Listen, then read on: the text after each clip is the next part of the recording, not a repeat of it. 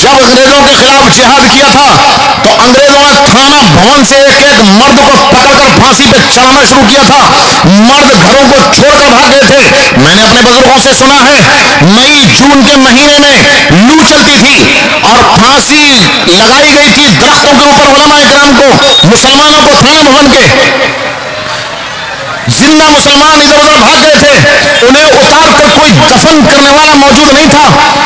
ان کی لاشیں, علماء کی لاشیں سڑ کر کے گوشت کے چیترے چیترے ہو کر نیچے گر گئے تھے, صرف کنکال اور ہڈیاں رہ گئی تھی. جب مئی جون کی لو چلتی تھی تو ہڈیاں آپس میں ٹکراتی تھی, ان کے ٹکرانے کی آواز گھروں تک پہنچتی تھی. اما بعد اعوذ باللہ من الشیطان الرجیم بسم اللہ الرحمن الرحیم انا نحن نزلنا الذکر وانا له لحافظون. وقال النبی, آج کل ہندوستان میں نہیں ہے, ہندوستان سے باہر پڑوس کے ملک میں ہے, پنجاب کا علاقہ ہے. وہاں انگریزوں کے خلاف جہاد کرتے ہوئے شہید ہوئے. اپنے وقت کے ہندوستان کے چوٹی کے علماء میں تھے.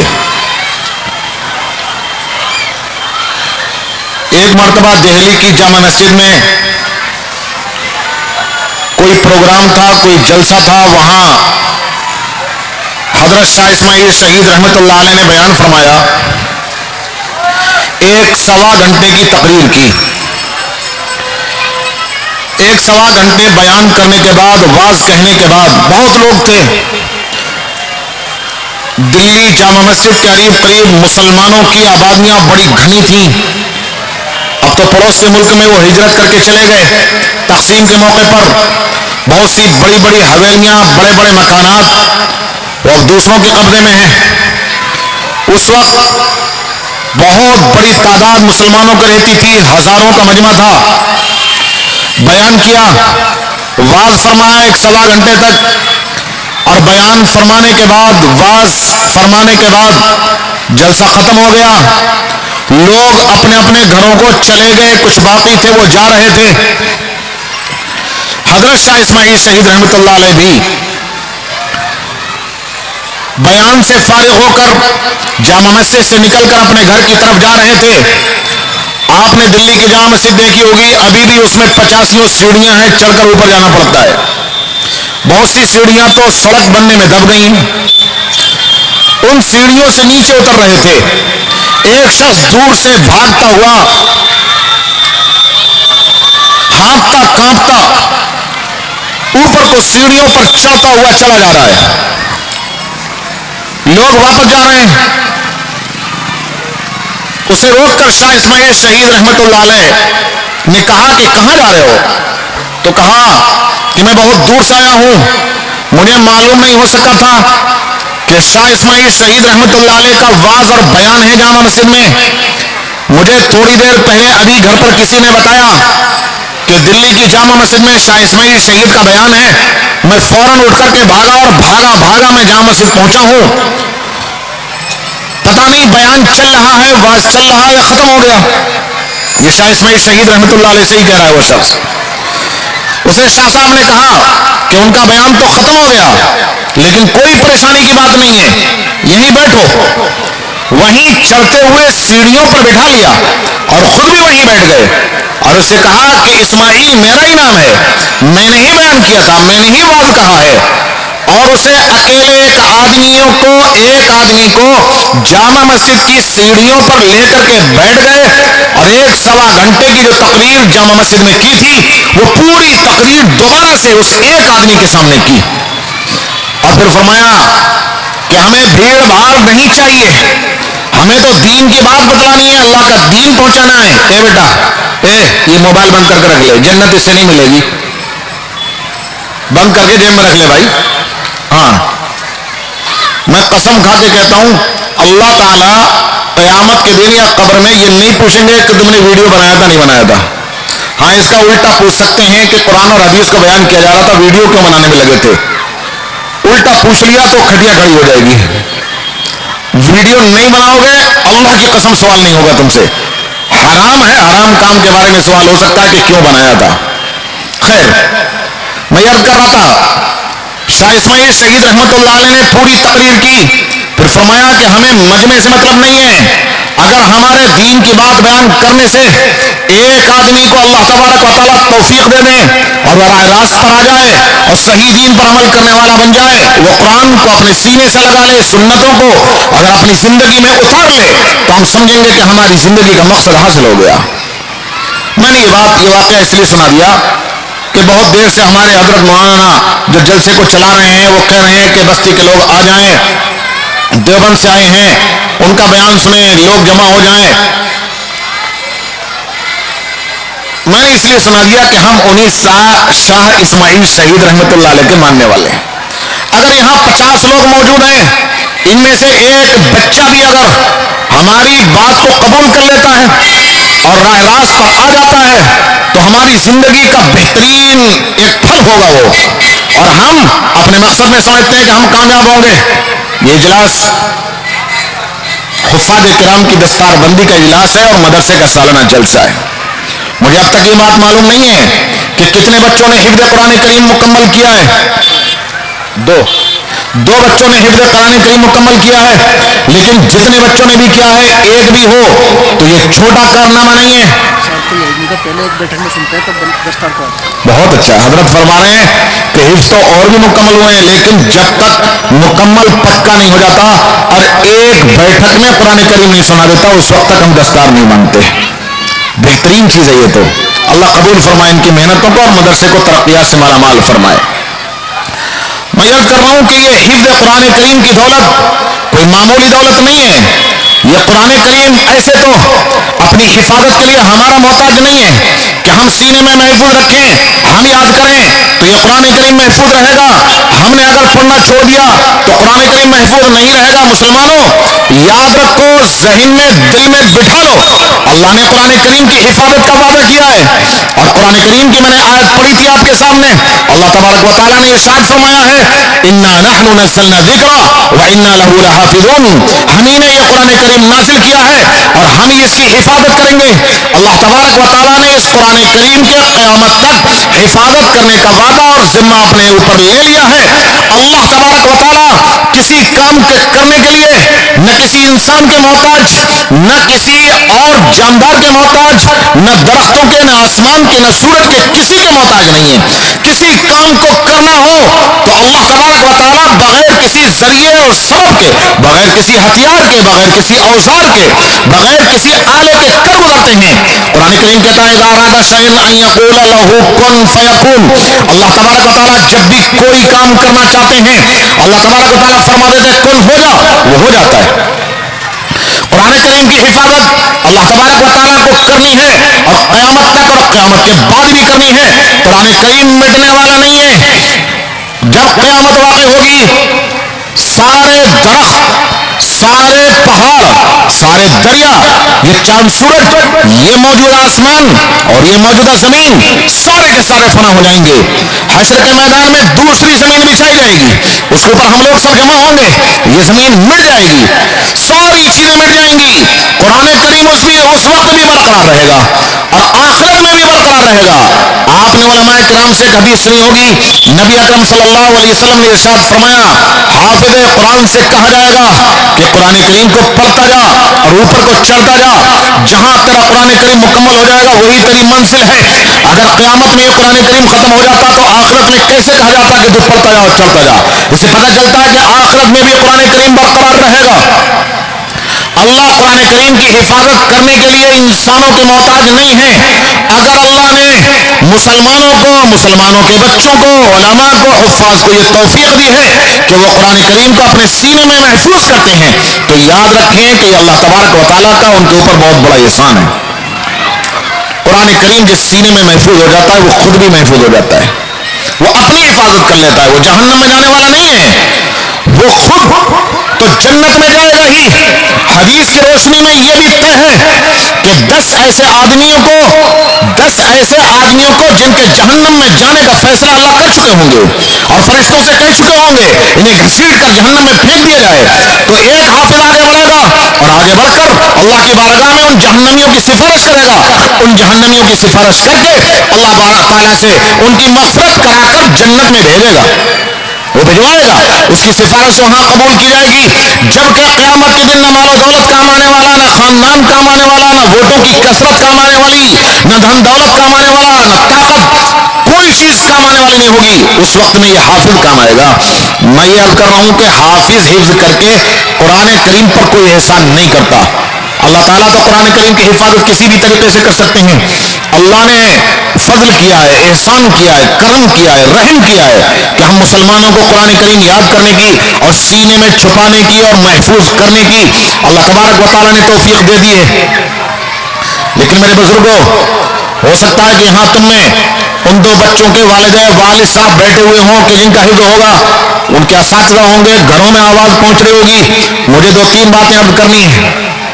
قرآن کریم کی یہ حفاظت ایسی چیز ہے اور قرآن کریم کو حفظ کر لینا ایسی چیز ہے کہ دنیا کے اندر کسی مذہب اور کسی دھرم کے اندر، دنیا کی کسی کتاب کے اندر یہ چیز نہیں پائی جاتی کہ دنیا کی کسی بھی کتاب کو لوگ زبان یاد کر لیں، اپنے دماغ میں بٹھا لیں، اپنے سینے میں بٹھا لیں، دنیا کے اندر کوئی کتاب ایسی نہیں پائی جاتی، اور اس سینے میں رکھنے کی وجہ سے قرآن کریم ایسا محفوظ ہو گیا ہے کہ دشمن مٹانے کا ارادہ کرنے کے باوجود نہیں مٹا سکے۔ ایک بہت بڑے امام ہیں، امام قرطبی رحمۃ اللہ علیہ، بہت بڑے امام ہیں، تفسیر کے امام ہیں، قرآن کریم کی تفسیر کرتے ہیں، ان کی تفسیر قرطبی علماء جانتے ہیں، بہت لمبی چوڑی کتاب ہے، تقریباً 12 جلدوں میں ہے اور ہر جلد کے اندر 1000 کے قریب صفحات ہیں، پیج۔ گویا قرآن کریم کی تفسیر انہوں نے 12,000 صفحات میں 12,000 پیج میں لکھی ہے، بہت بڑے امام ہیں۔ وہ ایک واقعہ نقل کرتے ہیں یحییٰ ابن اقسم سے۔ یحییٰ ابن اقسم کہتے ہیں کہ ہارون الرشید کے بیٹے مامون الرشید جب خلیفہ بنے اور وہ مسلمانوں کے بادشاہ تھے، بغداد کے اندر مامون الرشید اپنے دربار میں تھے، ایک یہودی مامون الرشید کے پاس آیا اور آ کر کے بڑی سمجھداری کی عقل مندی کی باتیں کرنے لگا۔ اس یہودی سے مامون الرشید نے کہا کہ تو اسلام قبول کر لے، ایمان میں داخل ہو جا۔ اس یہودی نے ایمان قبول کرنے سے منع کر دیا، اسلام قبول کرنے سے منع کر دیا اور یہ کہا کچھ بھی ہو جائے میں ایمان کے اندر، اسلام کے اندر داخل نہیں ہوں گا۔ مامون رشید نے کہا کہ تیری مرضی ہے، نہیں داخل ہونا چاہتا ہے مت ہو۔ 1 سال گزر گیا، 1 سال گزرنے کے بعد وہی یہودی مامون رشید کے دربار میں دوبارہ آ گیا، اور مامون رشید کے دربار میں جب دوبارہ آیا وہی یہودی، تو وہ مومن ہو چکا تھا، ایمان قبول کر چکا تھا، اسلام قبول کر چکا تھا۔ مامون رشید نے اسے دیکھتے ہی پہچان لیا، اور خلیفۃ المسلمین نے، مسلمانوں کے بادشاہ نے اس وقت اس یہودی سے کہا جو پہلے یہودی تھا کہ تو وہی شخص ہے جو 1 سال پہلے میرے دربار میں آیا تھا اور میں نے تجھے اسلام کی، ایمان کی دعوت دی تھی، تو نے ایمان اور اسلام کو قبول نہیں کیا تھا، تو وہی یہودی ہے؟ تو کہنے لگا کہ ہاں میں وہی ہوں۔ کہ اب تیرا کیا حال ہے؟ کہ میں ایمان میں داخل ہو چکا ہوں، میں مومن بن چکا ہوں، میں مسلمان ہو چکا ہوں۔ تو کہا کہ اب تو نے اسلام کیسے قبول کر لیا؟ میں نے تجھے اسلام کی دعوت دی تھی تو تو نے تو انکار کر دیا تھا۔ تو کہا کہ ہاں ایک واقعہ پیش آیا، اس واقعے کی وجہ سے میں نے ایمان قبول کر لیا۔ کہا کیا واقعہ پیش آیا؟ وہ اصل سنانا ہے آپ کو۔ اس نے کہا کہ میں بہترین کاتب ہوں، ہاتھ سے لکھنے والے کو کاتب کہا جاتا ہے۔ ہمارے یہاں دارالعلوم دیوبند میں ابھی بھی اس کا ایک ڈپارٹمنٹ، شعبہ ہے، بچوں کو قلم سے شاندار سا لکھنا سکھاتے ہیں۔ پہلے تو بہت ہوتے تھے پینٹر، جیسے یہ اسکول پر لکھا ہوا ہے ہندی میں، یہ برش سے بہت سے لکھنے والے لکھتے ہیں آ کر کے، اسی طریقے سے بینر بناتے ہیں۔ اب تو کمپیوٹر کا دور ہے تو ہر چیز کمپیوٹر سے بن رہی ہے، پہلے ہاتھ سے ہر چیز لکھی جاتی تھی، اور بہترین لکھنے والے، ہینڈ رائٹنگ ان کی بہت شاندار ہوتی تھی۔ عربی میں انہیں خطاط کہا جاتا ہے، اردو میں انہیں کاتب کہا جاتا ہے۔ بہترین کاتب تھا وہ یہودی۔ کہنے لگا کہ میری تحریر بہت شاندار ہے اور قلم سے ایسا لکھ دیتا ہوں جیسے اس زمانے میں کہیں کہ کمپیوٹر سے لکھا جاتا ہے، ویسا لکھتے تھے ہمارے ہاں بہترین سے بہترین کاتب گزرے ہیں، اور آج بھی ان کی لکھی ہوئی ایسی کتابیں ہیں کہ اس زمانے کا کمپیوٹر ان کے ہاتھ کے لکھے ہوئے کے سامنے فیل ہے۔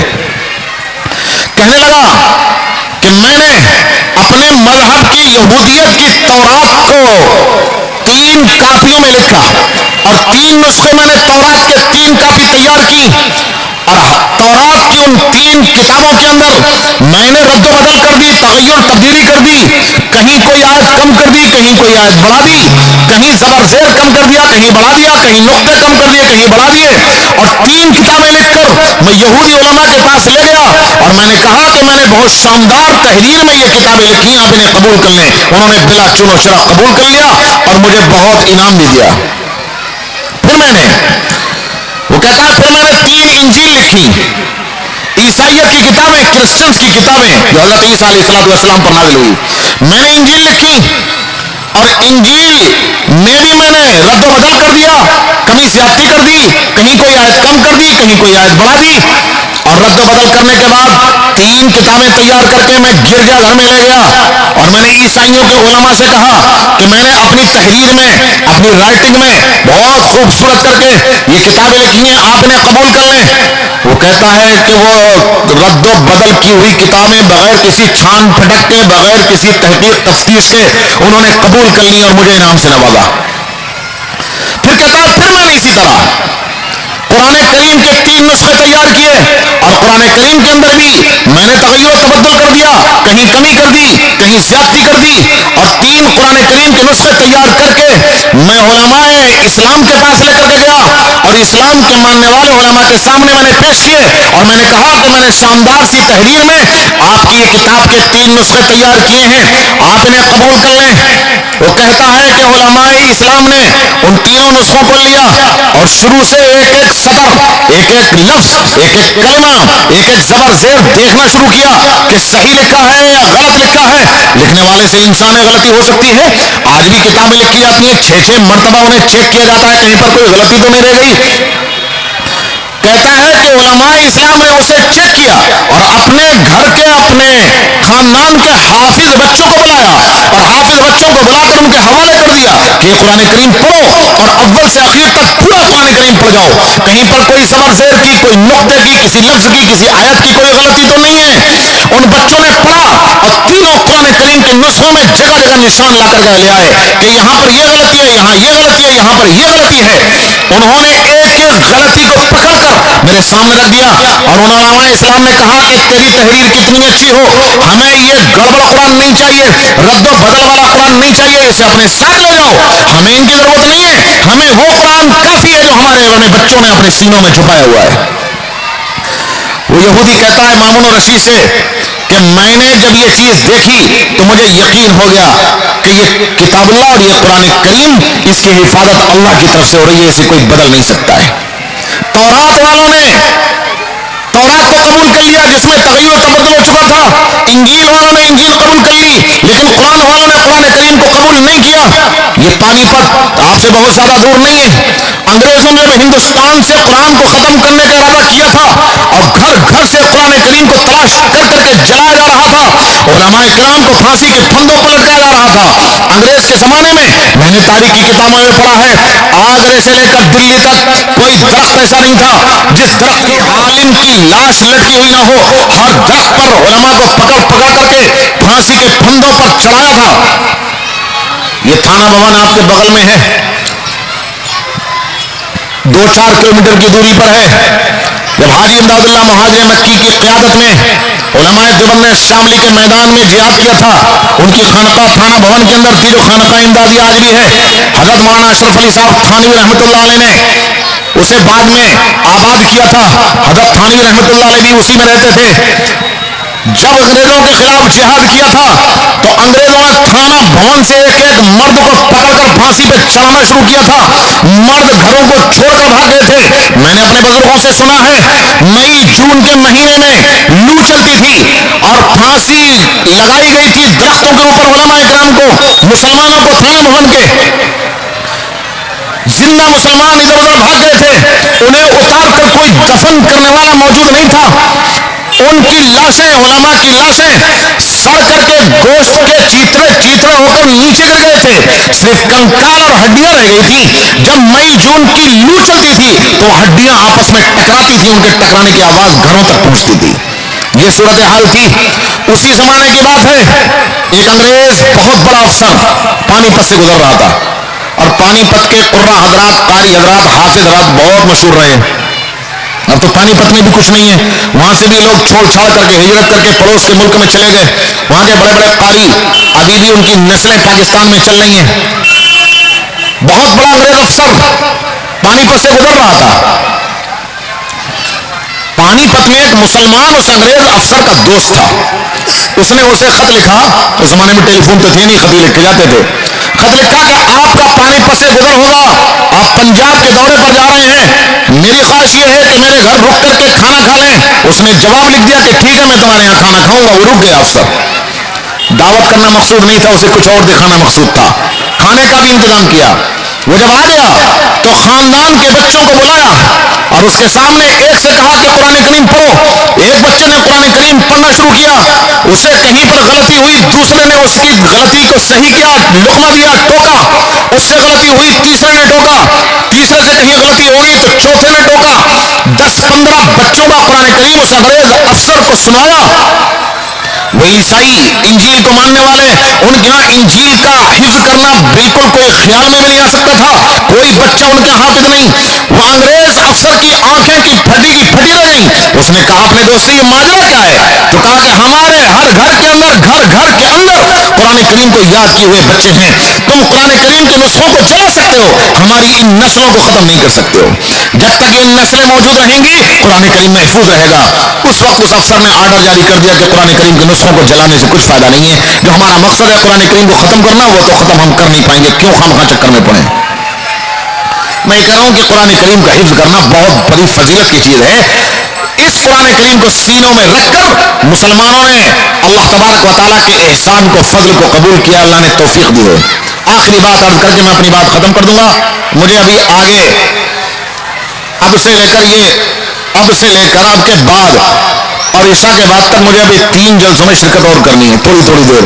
اس لیے میں نے مفتی نور حسن صاحب سے کہا تھا کہ جمعے کے بعد سب سے پہلے نمبر پر مجھے فارغ کر دیجیے گا. اور تقاضے بھی ہیں, دیوبند کی نسبت ہے, اس کے علاوہ کچھ نہیں ہے. ہر مدرسے والے یہ چاہتے ہیں کہ دیوبند کا کوئی مل جائے, چاہے میرے جیسا بیکار آدمی ہو. ہمارے اکابر تو بہت کچھ کرتے ہیں, ہم تو کچھ بھی نہیں کر پاتے. لیکن دارالعلوم دیوبند سے لوگوں کو اتنی محبت ہے, رگ و ریشے میں ایسی محبت بیٹھی ہوئی ہے کہ وہاں کا کوئی چپراسی گیٹ پر بیٹھنے والا بھی مل جائے تو اس کی بھی عزت کرتے ہیں. خیر, میں آخری بات عرض کر کے اپنی بات ختم کروں گا. جو 2 بچے حافظ ہو رہے ہیں, ان کے یہاں والد موجود ہوں گے, آواز پہنچ رہی ہوگی, نہیں ہوں گے وہ اپنے رشتہ داروں کی خاطر مزارات میں لگے ہوں گے, کھانا کھلانے میں لگے ہوں گے, ایسا اقربا آئے ہوئے ہوں گے, تو آپ حضرات بتا دیں گے, یہ ہمارے مول صاحب بتلا دیں گے. وہ یہ بتانا ہے کہ جو 2 بچے حافظ ہو رہے ہیں, حفظ قرآن کریم کی بہت بڑی فضیلت ہے. میں نے کہا 10 جہنمیوں کی سفارش کر کے ایک حافظ 10 جہنمیوں کی سفارش کر کے جنت میں پہنچوائے گا. لیکن بتانا مجھے یہ ہے کہ جس حدیث کے اندر حافظ کا یہ کارنامہ بیان کیا گیا ہے اور حافظ کی یہ فضیلت بیان کی گئی ہے, اس حدیث کے الفاظ میں آپ کو سناتا ہوں. اس میں نبی اکرم صلی اللہ علیہ وسلم نے فرمایا ہے, من استظہر القرآن ای حفظہ, جو قرآن کریم کو یاد کر لے, فاحل حلالہ وحرم حرامہ, اور قرآن کریم کو یاد کرنے کے بعد قرآن کریم کے حلال چیزوں کو حلال سمجھے اور حلال سمجھ کر کے اسے اپنے سینے سے لگائے, اس پر عمل کرے, اسے اختیار کرے, اور حرام کو حرام سمجھے یعنی اس سے بچے.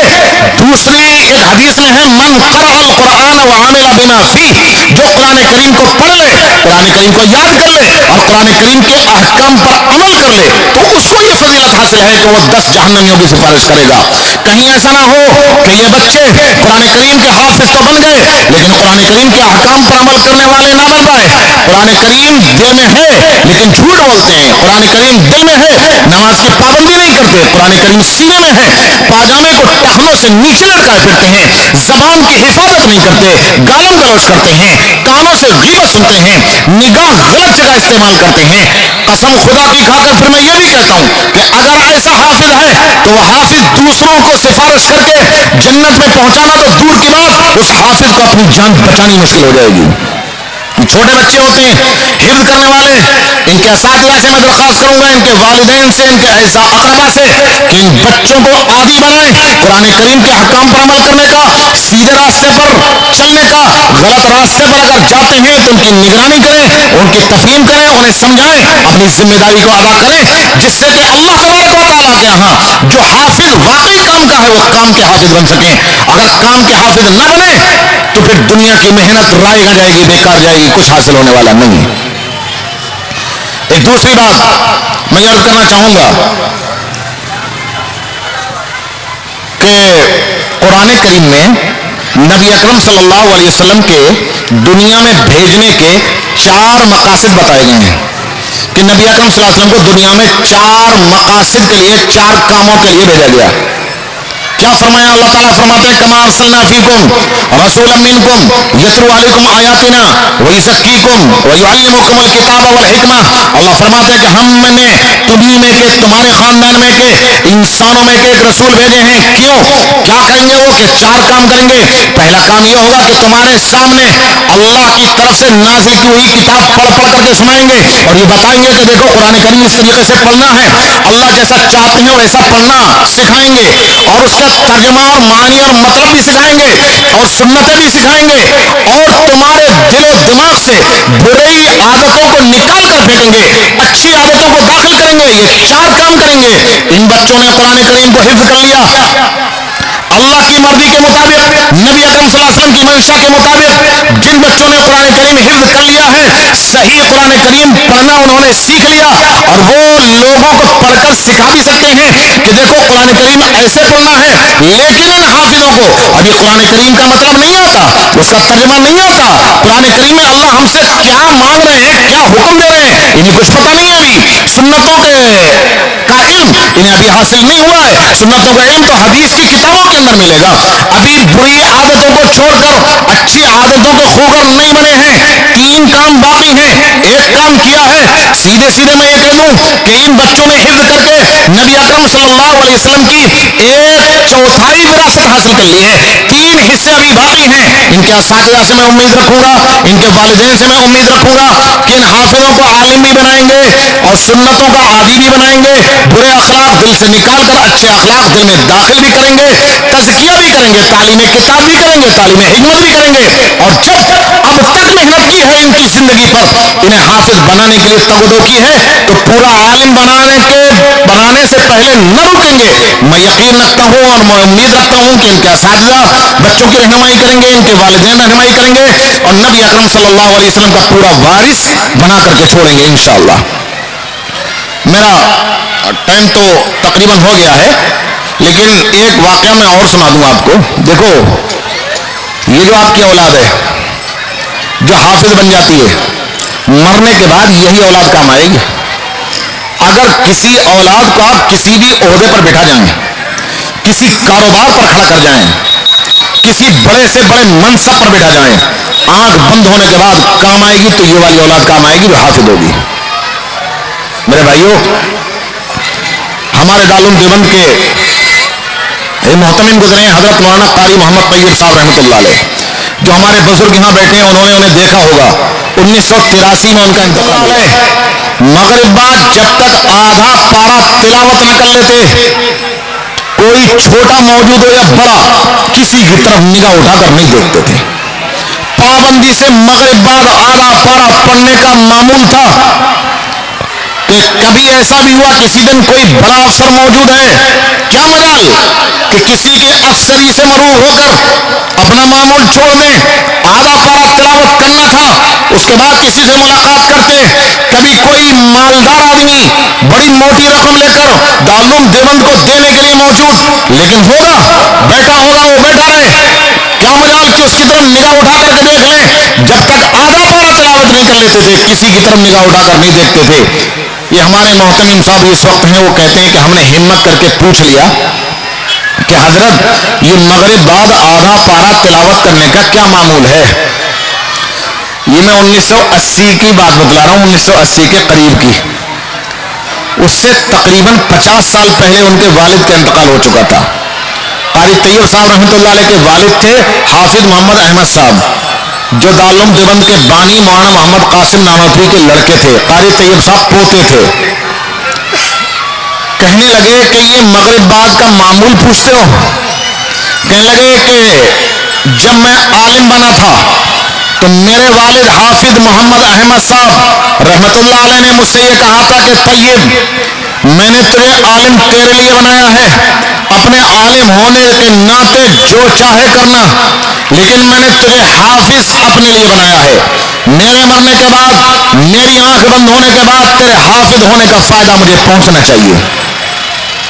قاری صاحب نے فرمایا والد صاحب کے انتقال کو 50 سال کے قریب کا زمانہ گزر چکا ہے، جس دن سے والد صاحب کی آنکھ بند ہوئی ہے اس دن سے آج تک کسی دن ناغہ نہیں ہوا، کسی دن میں نے چھٹی نہیں کی کہ جس دن میں نے آدھا پارہ تلاوت کر کے والد محترم کو ایصال ثواب نہ کیا ہو۔ میرے بھائیوں، یہ حافظ اس طریقے سے مرنے کے بعد آپ کے کام آئیں گے۔ اور ایک بات اور بتا دوں، اگر قاری طیب صاحب کے طرح کوئی روزانہ تلاوت کر کے اپنے والد کو نہیں بھی پہنچائے گا تب بھی وہ حافظ پڑھائے گا، بچوں کو عالم ہے، بچوں کو درس دے گا، سبق پڑھائے گا، تو اس کے پڑھانے کا فائدہ والد محترم کو پہنچتا رہے گا۔ 2016 میں میرے والد محترم کا انتقال ہوا، طبیعت پر ظاہر سی بات ہے والد کے انتقال کا کتنا اثر ہوتا ہے، تو ہمارے ایک استاذ نے ہم سے تعزیت کرتے ہوئے، تسلی دیتے ہوئے کہا کہ کیوں اتنا غم ہے، اتنے فکر مند کیوں ہو، تمہارے نہ چاہنے کے باوجود تمہاری طرف سے ثواب تمہارے والد کو پہنچتا رہے گا۔ تم دارالعلوم دیوبند کی درسگاہ میں بیٹھ کر 50 طلبا کو پڑھاؤ گے اس کا ثواب پہنچے گا، 100 کو پڑھاؤ گے اس کا ثواب پہنچتا رہے گا۔ تم اگر اپنے میں الجھے بھی رہے اور اپنے کاموں سے فرصت بھی نہ ملی، تم نے اگر پڑھ کے ایصال ثواب بھی نہیں کر پایا، تب بھی تمہارے پڑھانے کا ثواب والد کو پہنچتا رہے گا۔ اس لیے کہ حدیث شریف میں ہے کہ انسان کے مرنے کے بعد 3 چیزیں رہ جاتی ہیں کام آنے والی، اور ان 3 چیزوں کے علاوہ کچھ کام نہیں آتا۔ اس میں ایک فرمایا گیا ہے کہ ولد صالح یدعو له، ایک نیک اولاد جو والد کے لیے دعا کرتی رہے، اور فرمایا علم ينتفع به، ایسا علم جس سے نفع اٹھایا جاتا رہے۔ تو اگر کسی کا بچہ حافظ یا عالم بن گیا، اس کے علم سے جب تک لوگ نفع اٹھاتے رہیں گے والد محترم کو اس کا ثواب پہنچتا رہے گا۔ اللہ تبارک و تعالیٰ ان بچوں کو جن کی آج دستار ہوگی ان کو قبول فرمائے، ان کے خاندان والوں کو قبول فرمائے، مدرسے کو قبول فرمائے، دن دنی رات چوگنی ترقی عطا فرمائے۔ وآخر دعوانا الحمدللہ رب العالمین۔